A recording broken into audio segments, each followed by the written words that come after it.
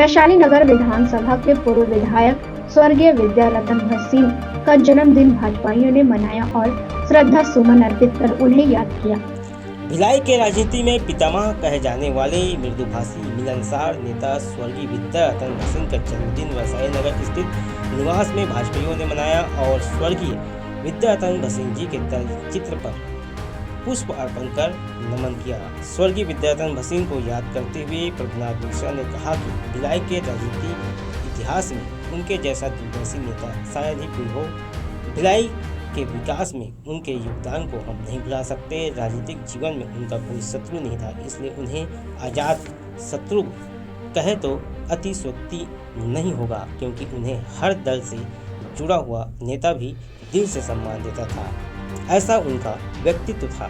इसी तरह विधायक स्वर्गीय विद्यारतन भसीन जी के जन्मदिन के मौके पर उपस्थित सभी भाजपा नेताओं ने एक एक कर उनके राजनीतिक जीवन के साथ उनके निजी जीवन पर प्रकाश डालते हुए उन्हें याद किया।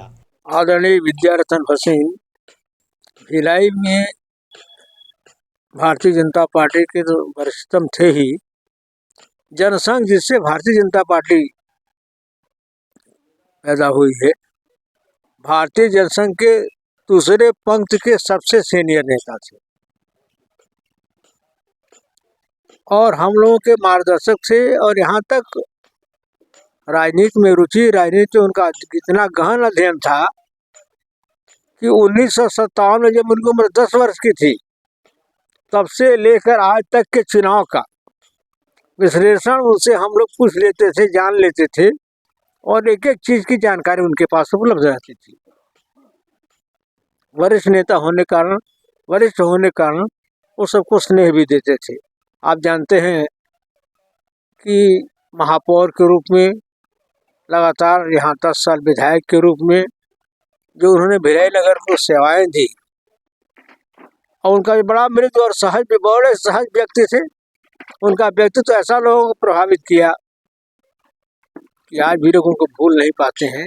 के लिए हमारे जैसे हजारों कार्यकर्ता सिर्फ वैशाली नगर विधानसभा ही नहीं, पूरे भिलाई जिले में, पूरे पुराना जो दुर्ग जिला था हमारा, जिसके अंतर्गत हमारा भिलाई जिला भी आता था, सांगठनिक जिला, उसमें हजारों कार्यकर्ताओं की प्रेरणा के स्रोत रहे और लगातार हम सबको निर्देशित करते रहे, प्रेरित करते रहे, बताते रहे कि पार्टी का संगठन का काम कैसे करना है।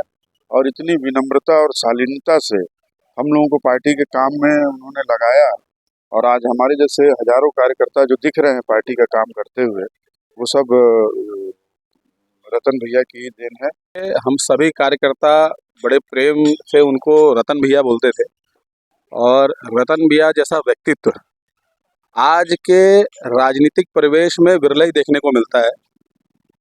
रतन भैया यहाँ के राजनीतिक लोगों में एक ऐसे व्यक्ति थे जिनके दिमाग में इस भिलाई का नक्शा, क्योंकि भिलाई को उन्होंने बसते हुए देखा, बनते हुए देखा, निर्माण होते हुए देखा, तो इस पूरे भिलाई का नक्शा उनके दिमाग में था।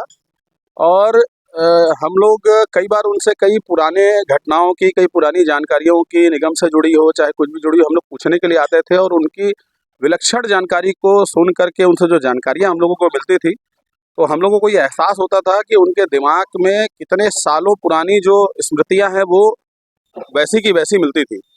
और आज के परिवेश में राजनीतिक व्यक्ति जो होता है उसके समर्थक होते हैं तो विरोधी भी होते हैं, पर मेरे को ये गर्व महसूस होता है इस बात का कि रतन भैया से मेरा व्यक्तिगत जुड़ाव भी रहा है। और रतन भैया एक ऐसे व्यक्ति थे जिनका विरोधी खेमा कभी कोई था ही नहीं। किसी राजनीतिक व्यक्ति का आज के समय के परिवेश में कोई विरोधी खेमा ना हो, ऐसा कम देखने के लिए मिलता है। भाजपाइयों ने स्वर्गीय विद्यारतन भसीन के राजनीतिक जीवन से प्रेरणा लेकर उनके बताए गए मार्ग पर चलने का संकल्प लिया। प्रभात टीवी के लिए योगेश वर्मा की रिपोर्ट।